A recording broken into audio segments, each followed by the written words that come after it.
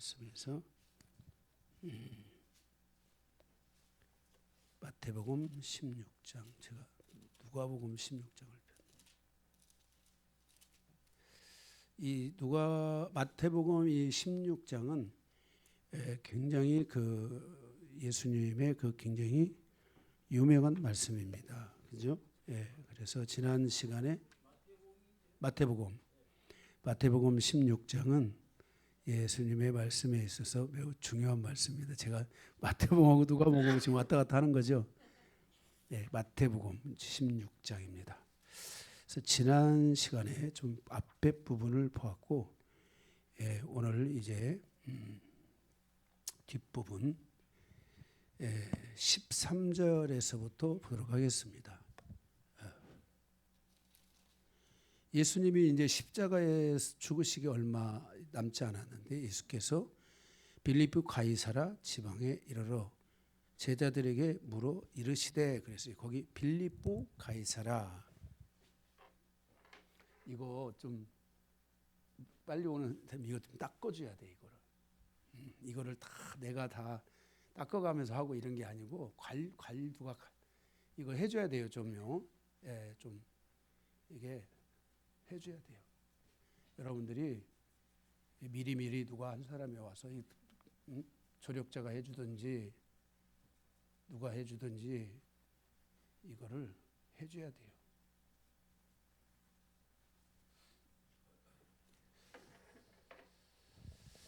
자, 거기 빌립보 가이사랴 하는 곳이 있어요. 이게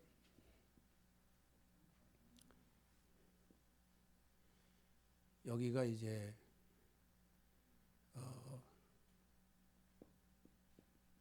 터키 이쪽에 가면은 이제 고린도, 유럽이죠. 이쪽으로 가면 유럽이 있고, 이 터키는 이제 이스탄불이라는 곳에 3% 면적의 3%에 해당하는 곳에 인구가 거의 밀집해서 살다시피 해요. 거기만 유럽이고 나머지는 다 아시아권이에요. 그래서 여기 이제 이 갈릴리 있죠, 여기거든요. 그런데 여기가 이쪽에 여기 지금의 그쪽이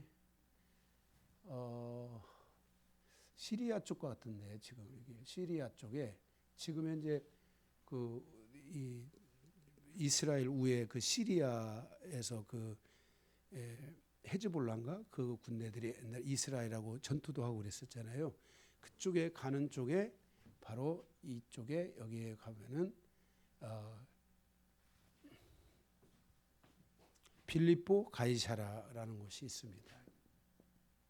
빌립보 가이사랴인가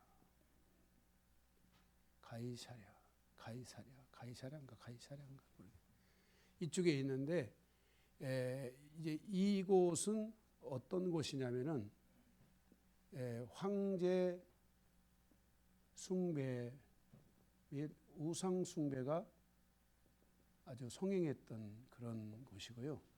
이곳에서 황제 숭배와 우상 숭배가 너무 강력하게 일어나니까 하나님께서 이곳에 번성할 때 되면 지진을 내리고 번성할 때 되면 지진을 내리고 이런 식으로 해서 이 땅에 이런 것들을 하나님이 계속 지속적으로 심판해 가시는 그런 역사적인 과정들이 있습니다. 이 황제 숭배가 있는 이 땅에 예수님께서 지금 거기로 가신 겁니다. 그러니까 예수님 여기가 갈릴리고 여기가 유대 예루살렘이 여기가 있죠. 여기가 사해 바다가 이렇게 있는데, 바로 이쪽이 이제 네게부 쪽에 가지고 사막 지역이고, 이쪽이 북쪽, 이쪽이 남쪽이죠. 여기가 이제 이집트가 있고 있는데, 예수님께서 그 가장 높은 이 이방의 땅에 이 가이사랴 빌립보라고 하는 도시는 산의 정상에 있는 산인데, 이 도시인데 그곳으로 예수님이 제자들을 데리고 가시는 장면을 여기서 볼 수가 있습니다. 거기 가면서 예수님이 너는 나를 누구라 하느냐 물은 거예요. 거기 가시면서 이렇게 거기 가서 너는 나를 누구라 하느냐. 그러니까 이 부분은 예수님의 십자가의 마지막 사역을 향해서 가는데 매우 중요한 거예요. 왜 중요하냐면 예수님께서 무리를 걷는 것을 보여줬잖아요. 그죠?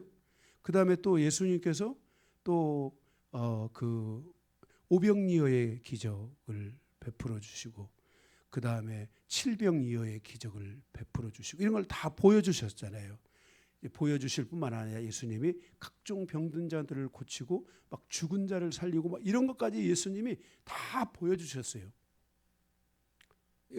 다른 사람은 몰라도 12제자는 분명하게 예수님에 대한 정체성, 예수님이 누구인지에 대한 것을 나름대로 그들이 생각하고 있을 거란 말이에요.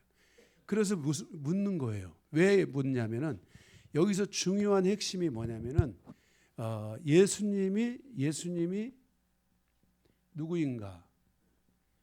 여기서 다른 거는 다 놔두고라도 지금 제자들의 입장에서는 정치적 메시아라고는 이 부분이 이들에게 있기 때문에 이 정치적 메시아라고 하는 이것에 대해서 방향을 분명하게 열어주셔야만 돼요. 왜냐하면 정치적인 메시아는 십자가에 죽는 것이 아니라 왕으로 오는 메시아잖아요. 그죠? 왕으로 오는 것이에요. 그런데 이렇게 왕으로 오는 메시아인데 지금 여기 이게 물어보니까 더러는 세례 요한이다. 세례 요한이 지금 죽었다가 다시 살아났다. 부활했다 막.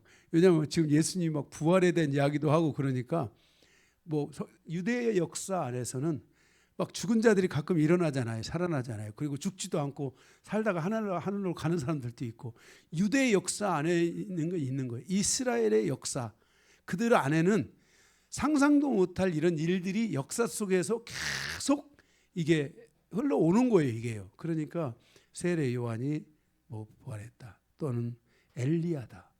엘리야 왜 엘리야예요? 예? 엘리야가 죽음을 보지 않고 올라갔잖아요. 그러니까 그 엘리야가 다시 왔다고 생각을 하는 거예요. 엘리야다. 어떤 엘리야는 에레미야 선지자다. 에레미야 선지자는 뭐예요? 이스라엘이 멸망의 위기 속에 있을 때 이스라엘의 그 미래, 앞으로 이스라엘의 회복, 이스라엘의 새로운 역사, 새로운 시대, 이스라엘의 마지막 영광 이런 것들을 다 예언한 선지자가 바로 이 에레미야 선지자예요. 그러니까 에레미야다. 선지자 중에 선지자 에레미야다. 그렇게 말하는. 그러니까 그 당시에 이 에레미야 선지자가 있을 당시에 에스겔 선지자가 있었어요. 우리가 에스겔서가 있고 에레미야서가 있잖아요.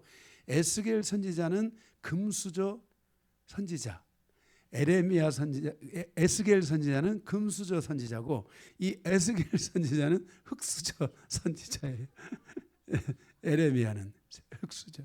그런데 여기 지금 이 에레미야가 얼마나 위대한 선지자인가 하는 것은 이스라엘의 역사에서 정말 엘리야 선지자를 빼고 이 바로 에레미야 선지자를 이들이 지칭할 정도로 굉장히 그 위대한 선지자 중에 하나입니다. 그래서 에레미야다. 그러니까 이런데 이르시되 너희는 나를 누구나 하냐. 그러니까 많은 사람들이 이렇게 여러 예수님에 대해서 여러 모습을 이렇게 말을 하는데 너희는 나를 누구라 하느냐. 이때 시몬 베드로가 대답하여 이르되 주는 그리스도시요 살아계신 하나님의 아들이다. 자, 예수님께서 자신을 나는 Son of Man이다 이렇게 표현을 했는데 베드로가 예수님을 하나님의 아들이다 이렇게 표현을 하는 거예요. 이 차이는 굉장히 중요한 거예요. 예수님은 지금 인자의 길을 가고 있잖아요. 그 인자의 길의 끝이 바로 이 십자가예요. 그죠? 십자가예요. 그리고 우리가 Son of God은 이제 그가 하나님의 아들로서 왕으로 이제 왕의 길을 가시는 분이에요. 왕으로서 우리를 통치하고 다스리는 분이세요. 그런데 지금까지 예수님의 사역에 3년 동안 예수님을 따라다녔던 모든 사람들은 예수님에 대해서 정치적인 메시아라는 관점을 가지고 해방시킬 자기 민족을 해방시킬 그 메시아다라고 생각한 거예요. 그래서 이스라엘을 시오니즘이라고 이렇게 시오니즘이라고 이렇게 일컫는데 이 이스라엘이라는 그 민족을 해방시킬 수 있는 분이 바로 예수 그리스도다. 이렇게 보는 제자들의 관점들이 많이 등장을 하고 있는 거예요. 그런데 예수님은 또 십자가를 향해서 간다고 그러고 그렇게 하는 이 예수님의 정체성에 대한 것을 제대로 지금 알릴 수가 없었어요. 왜냐하면 예수님이 하나님의 아들이라고 한다고 하면은 이제 사람들이 이제 신성 모독죄로 해서 예수님을 돌로 쳐서 죽인다든지 이 유대인들이 또 예수님을 또 낭떠러지에 밀어서 죽인다든지 어떤 이런 일들이 일어나기 때문에 이 예수님의 정체를 함부로 드러낼 수가 없었어요. 그래서 우리는 이 복음서 마태, 마가, 누가복음에서 이 마태, 마가, 누가복음의 원복음이 마가복음이고 마가복음을 기초로 해서 마태복음과 누가복음이 이렇게 참고가 돼서 기록이 됐다고 볼 수 있어요. 물론 마태복음은 마태가 기록하고 누가복음은 의사 누가가 사도 바울의 그 함께 동행했던 의사 누가가 기록을 했죠. 그런데 어쨌든 간에 그 중심에는 마가복음이 있는데 그래서 이 마태, 마가, 누가 이 복음 안에서는 예수님은 정치적인 메시아나 십자가를 향해서 가는 인자로만 생각을 했지 하나님의 아들이라고는 생각을 안 한 거예요. 그런데 갑자기 베드로가 뭔가 이게 획가닥 된 거예요. 뭘 보고? 지금 이 순간에 그 뒤로 다시 베드로가 정치적인 메시아로 돌아가잖아요. 이렇게 살짝. 그죠? 살짝 돌아가요. 근데 이 당시에는 베드로가 지금 뭔가가 정신이 뭐가 영적인 상황이 확 열린 거예요. 왜 열렸을까요? 예? 자기가 어디를 걸었어요, 지금요? 무리를 걸었잖아요. 다른 제자들은 못 걸, 베드로는 어부 출신이에요. 갈릴리 바다가 얼마나 무서운지를 알고 있어요. 갈릴리 바다는 순식간에 파도가 치면은 그냥 거기서 회오리 바람 같은 것이 일어가지고 살 수가 없는 그런 바람에 굉장히 영향을 많이 받는 바다예요. 예. 그런데 그 갈릴리 바다에 거기에 거기를 걸은 거예요. 자기도 놀란 거예요. 그리고 또 걷다가 어떻게 했어요? 빠졌잖아요. 그러니까 그 무서운 빠진다는 것이 얼마나 무섭다는 걸 알아요. 예, 바다에서 사는 사람들은 바다가 무서운 거예요. 여러분 바다에서 주변 바닷가에서 사는 사람들의 특징이 뭐냐면 남자들이 바다에 일을 하러 나갔다가 대부분이 죽고 여자만 남는 거예요. 여자만 남는 거예요. 그 정도로 바다는 무서운 거예요. 바다 사람들에게도 바다는 무서워요. 정말 무서운 곳이에요. 실제 여러분들이 먼 바다에 나가서 비바람이 한번 쳐보세요. 여러분들은 그냥 자동으로 막 회개가 나와요. 정말 나와요. 나는 안 그런다고 그러면 가서 한번 그렇게 만나봐야 돼요. 정말 자동으로 회개가 나와요. 그 정도로 무서운 곳이에요. 네? 무서운 곳이에요. 교통사고 나면 뼈라도 남아있지. 바다 가면은 아무것도 남는 게 없어요. 그냥 물고기 밥 돼가지고 어딘가로 사라지는 거야. 그냥 무서운 곳이야. 진짜 흔적도 없는 거야. 무서운 곳이야. 그런데 이 베드로가 예수님을 향해서 하나님의 아들이라고 하는 거. 그건 뭐냐면은 베드로가 순간 무엇을 봤냐면은 예수님은 하나님의 아들이다. 다시 말해서 예수님은 진정한 메시아다 하는 거를 거기서 딱 본 거예요. 그러니까 메시아이기 때문에 예수님이 십자가에 죽으러 갈 때 베드로가 딱 나서가지고 나는 내가 대신 죽겠다고. 응? 예수님이 십자가에서 죽으시는 것을, 예수님을 죽이러 오는 자들을 내가 용서할 수 없다고. 왜냐하면 지금 진심이야. 이게 자기가 진짜 죽겠다는 거야. 예수님이 하나님의 아들이신 거야. 메시아인 거야. 죽은 자를 살려준 걸 봤어. 무리를 걸었어. 세상에 어떻게 500녀를 가지고 5,000명을 먹였는데 12광족이라 남아. 이건 상상을 할 수 없는 너무너무나 초자연적인 하나님의 역사들이야. 응? 병이라는 것은 사람이니까 병을 나스라 가지고 낫을 수도 있어요. 이 사람의 몸은 사람의 입에 다스림을 받잖아요. 이 입이 입에 다스림을 받아요, 여러분들이. 그래서 여러분들이 여러분의 몸에 대해서 여러분들이 믿음의 말을 자꾸 해야 돼요. 이 말의 몸은 말의 다스림을 받게 돼 있어요. 하나님이 그렇게 지으신 거예요. 네. 그런데 자연이라는 것은 5병이어를 가지고서 5,000명을 먹인다는 것은, 이거는 우리의 정말 상상을 초월한 초자연적 그 역사에 하나님이 아니면 할 수 없는 거예요. 사람이 바다를 걷는다는 것은 이거는 초자연적 역사야. 그런데 예수님이 이런 거를 보여줬어요. 왜 보여줬어요? 예수님의 마음속에는 내가 하나님이다. 내가 하나님의 아들이다 하는 거를 알려줘야 됐어요. 그런데 그거를 다른 사람들은 어떤지 모르지만 베드로가 딱 캐치하고, 주는 그리스도시요 메시아요. 주는 그리스도라는 말은 메시아라는 말이에요.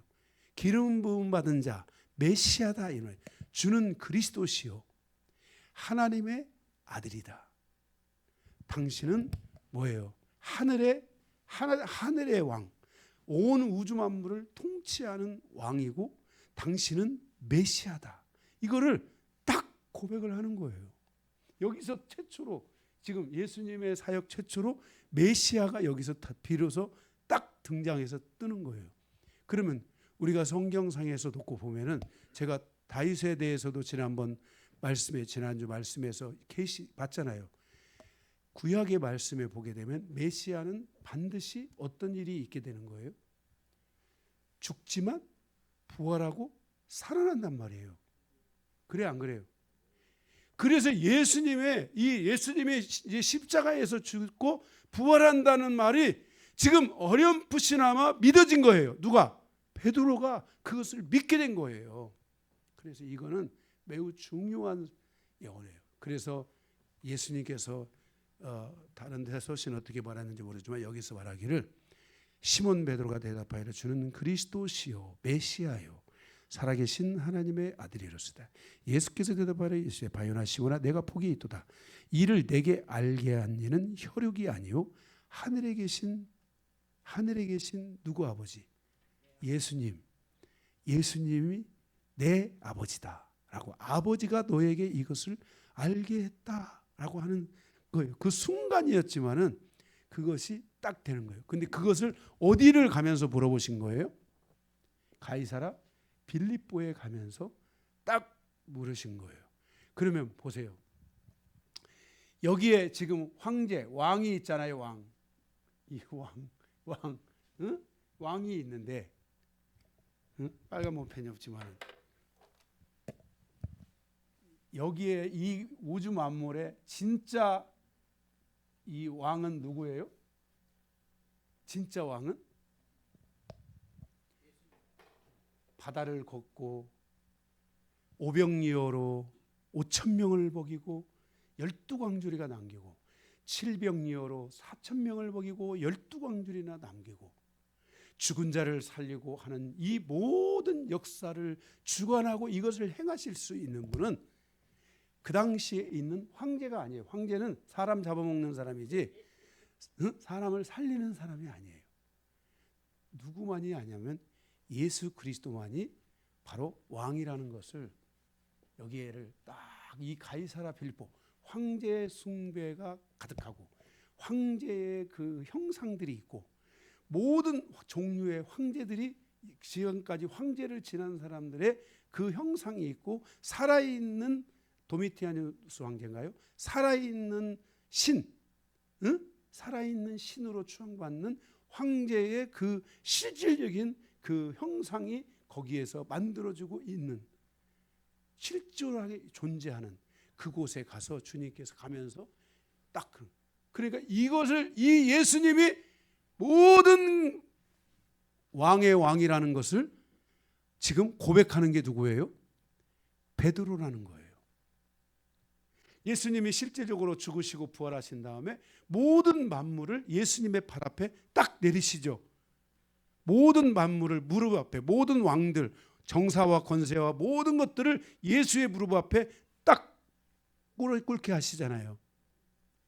그 역사의 현장이 있는 곳에 가서 예수님이 여기서 하신 말씀이 뭐냐면은 이 하나님의 아들이신 예수님이 여기다가 내가 교회를 세우겠다. 여기다 내가 교회를 세우겠다라고 말씀을 하시는 거예요. 그래서 베드로에게 18절에 보게 되면은 또 내가 내게 이르노니 너는 베드로라 내가 이 반석 위에 내 교회를 세우리니 그랬어요. 그래서 여기서 비로소 주님의 이 구속 사역의 목적 예수 그리스도께서 메시아로 오셔서 십자가의 여정을 가지고 영혼을 구원하고 많은 사람들을 살리는데 그 살리는 목적지가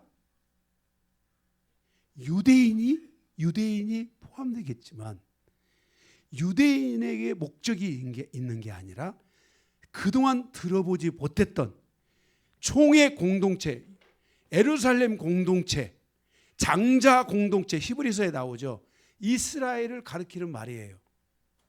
거룩한 공동체, 다 이스라엘을 가리키는 말이에요. 그런데 교회 공동체, 드디어 예수님께서 교회라는 것을 언급을 하시는 거예요.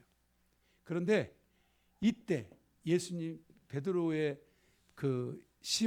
베드로의 뜻이 뭐예요? 이름의 뜻이요? 반석이잖아요. 그래서 반석, 네 이름이 반석이잖아. 네 이름이 반석인데 내가 너희 위에 교회를 세우겠다는 게 아니라 네 이름이 반석인 것처럼 내가 이 황제들의 숭배가 득심한 이 땅에 이 바위 위에 그 땅에는 바위들이 큰 바위들이 있어요. 큰 돌들이 있어요. 그 돌을 다 깎아가지고 그 우상 그 황제를 만드는 거예요. 그거를 이미지를.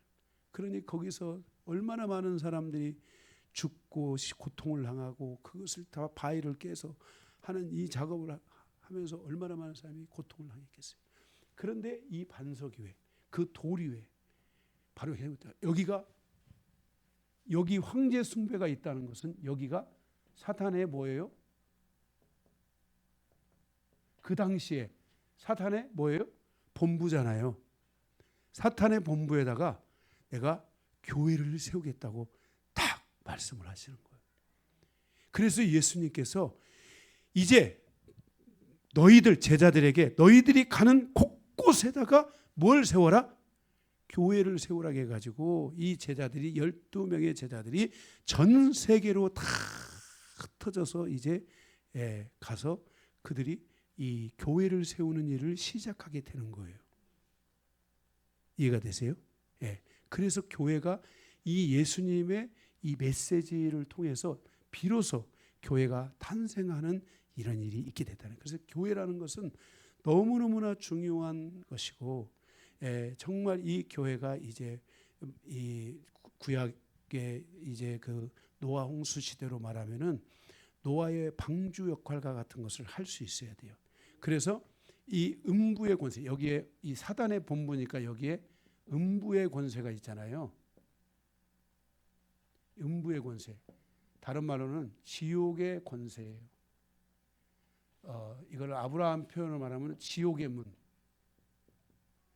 여기에 지옥의 문, 음부의 권세, 사단의 권세가 여기에 있어서 여기서는 교회를 세우고 하나님의 역사를 이룰 수가 없는 거예요.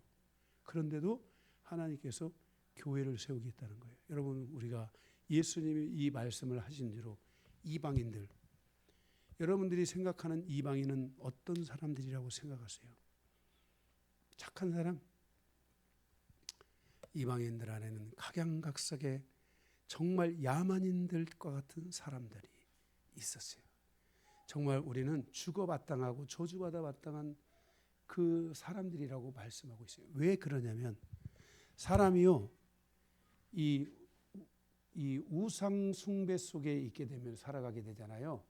그러면은 이 우상 숭배는 사람 이 영적 작용들이 있게 되고요.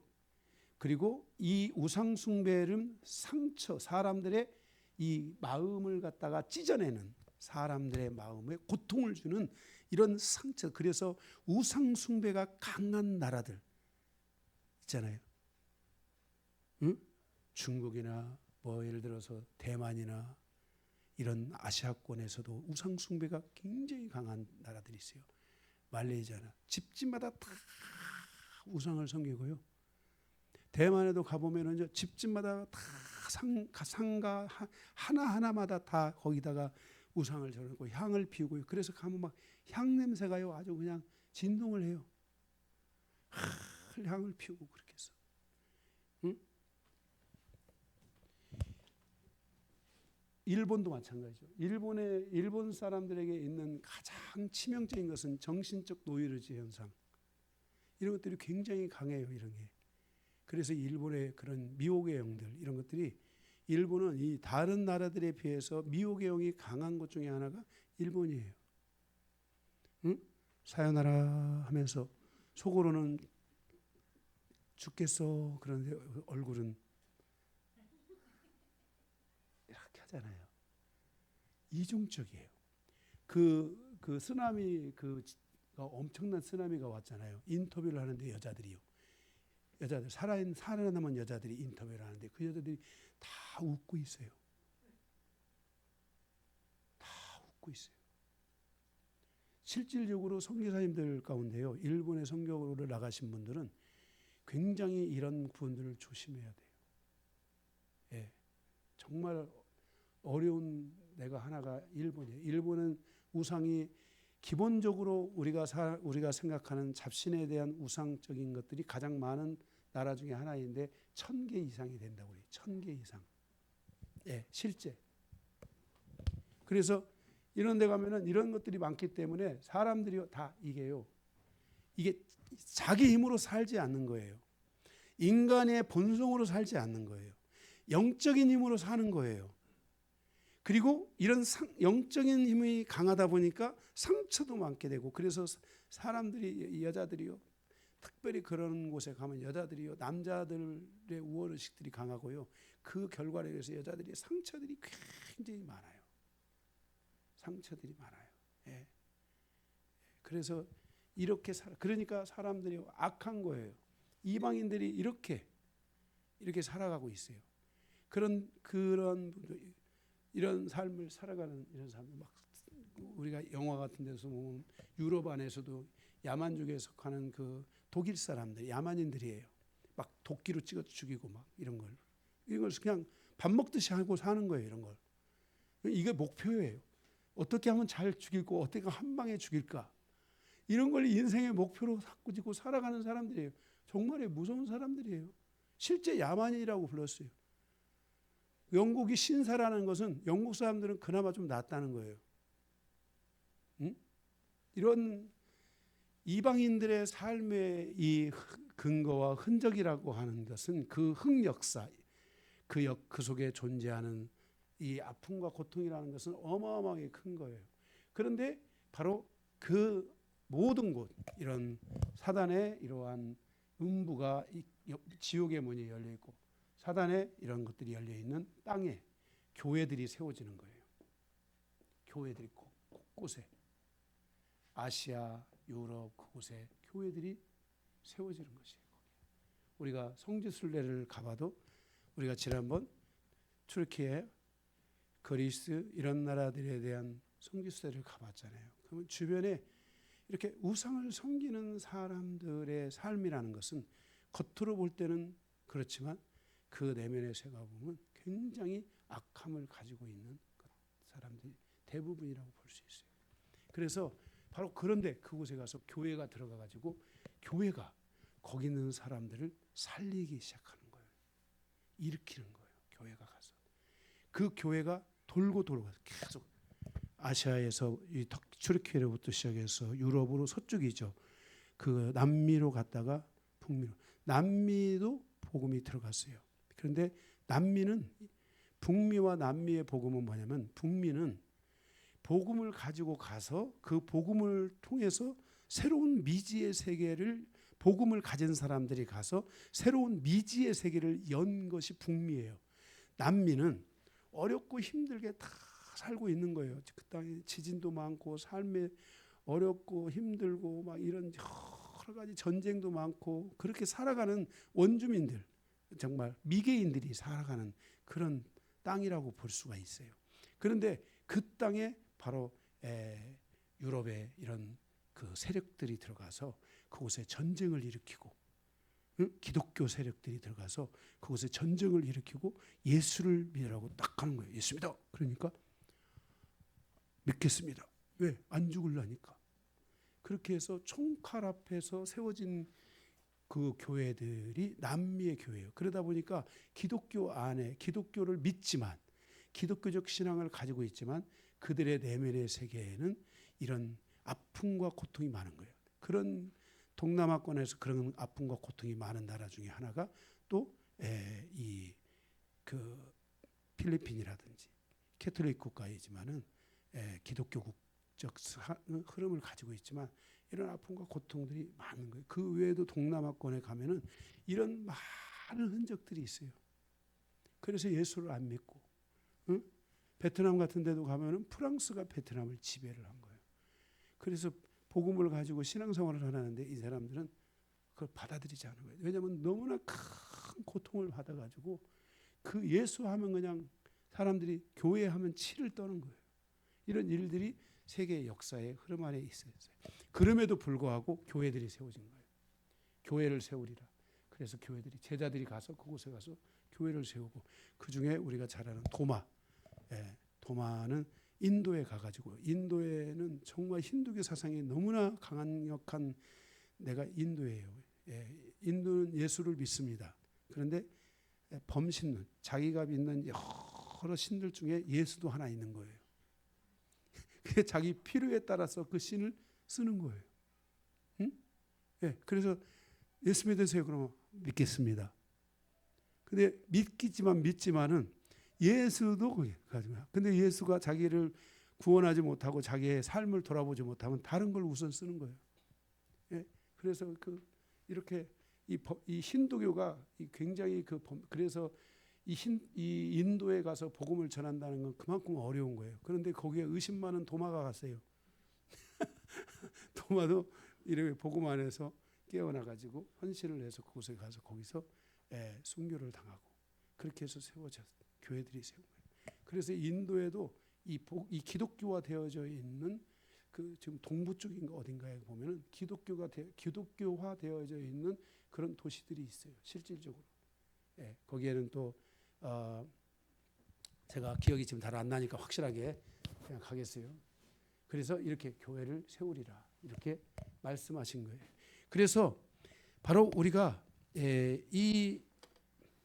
오늘 이 말씀, 이 마태복음 16장을 통해서 우리가 마지막 결론적으로 가져가야 될 것은 뭐냐면은 주님께서 우리에게 이 교회를 세우셨다는 것을 대한민국에 지금 여기에 수원에 교회를 세우셨기 때문에 우리는 이 수원 안에 세워진 이 교회 안에서 하나님이 원하는 리더십이 제가 지난 시간에 우리가 리더십에 대한 이야기를 했잖아요.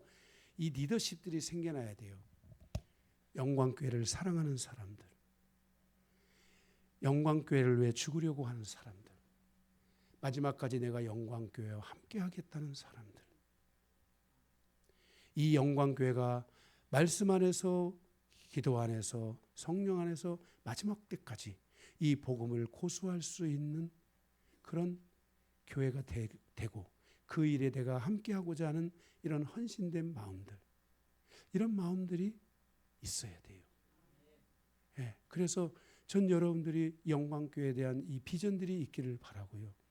빌라델피아 교회 같이 마지막 때에 정말 하나님의 말씀 위에 서서 그 말씀의 은혜 안에서 살아가는, 그리고 마지막까지 그 말씀과 함께 동행하고 말씀을 붙잡고 가겠다는 이런 믿음을 갖는, 내가 말씀과 함께 예배하고 말씀과 함께 살다가 주님 앞에 부름을 받아가겠다는 이런 여러분들 안에 연세가 드신 분이나 젊은 분이나 할 것 없이 이런 비전들을 여러분들이 좀 갖고요.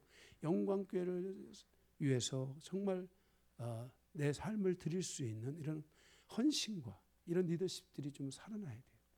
응? 예, 우리 여기 서영민 권사님이 우리 영광교회를 위해서 나는 죽고 싶다, 이 말을 했잖아요. 정말 얼마나 이게 보통 말이 아니에요. 저는 이 한마디 속에서 하나님께서 앞으로 그 가정에 베푸실 은혜가 저는 크다고 믿어요. 지금도 하나님의 은혜가 있지만 계속해서 저는 하나님의 은혜, 그리고 그거를 받아들였잖아요. 뭐 그게 그때 당시에 뭐 하나님을 위해 내가 영광교회를 위해서 죽겠습니다 하고 믿음이 작았든 크든 그게 중요한 게 아니에요. 그런 선포라도 혹시 한 번이라도 해보신 분 손 들어봐요. 없잖아요. 그러시구나. 감사해요.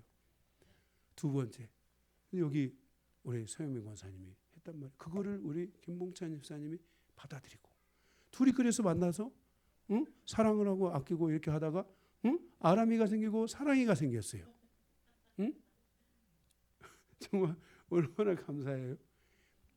이게 이 가정이 이 정말 이 어려움 속에서도 계속 보태주고 있는 거야. 이 앞에서 양쪽에 서가 앉아가지고 이렇게 너무너무 감사하고, 정말 한 사람이라도 확 잘 돼가지고, 하나 잘 되면 뭐 9을 복이 살린다고 그러잖아. 좀 잘 됐으면 좋겠어요. 네, 그래서 정말 우리의 삶 안에서 여러분 모두가 다 주님 안에서 잘 되기를 바라면서, 이 하나님이 교회를 이렇게 세우셨다는 거, 예수님이 죽으시기 전에 교회를 세우겠다고 말씀하셨고, 이 교회에 하나님이 주신 리더십이 있는데 여러분들이 교회에 리더가 되고자 하는 마음이 있어야 돼요. 가난하고 연약하고 부족하지만 내가 이 영광교회에 정말 리더십을 가지고 리더가 돼야 되겠다, 내가 영광교회를 위해서 헌신하겠다 하는 이런 마음을 가지고 여러분들이 살아가야 될 줄로 믿습니다. 자, 이 시간에 우리 하나만 기도하고 마치도록 하겠습니다. 하나님, 이 땅에 이 수원에 많은 교회가 있지만은 영광교회를 세워주심을 감사하며, 주님께서 정말 이 땅에 교회가 존재하지 않을 그때 십자가를 지시기 전 예수님께서 교회를 세우시겠다고 말씀하셨는데, 그 교회가 2000년 동안 어마어마한 숫자로, 상상을 초월한 숫자로 전 세계에 하나님의 이 교회가 세워질 수 있게 하심을 감사합니다. 주님께서 세우시겠다고 한 그 교회가 이렇게 아름답게 세워졌고, 이제 이 수원에 세워졌고, 수원 안에 영광교회가 세워졌는데, 하나님이여 우리 영광교회를 사랑하는 영혼들, 내가 영광교회를 사랑하겠다고 고백하며 영광교회의 리더십을 내가 갖겠다고 말하며 내가 영광교회 리더가 되어 하나님의 나라와 하나님의 영광을 위해 쓰임받기를 내가 원합니다. 하나님이여 나를 축복하여 주옵소서. 이 시간 우리 함께 기도하겠습니다. 주여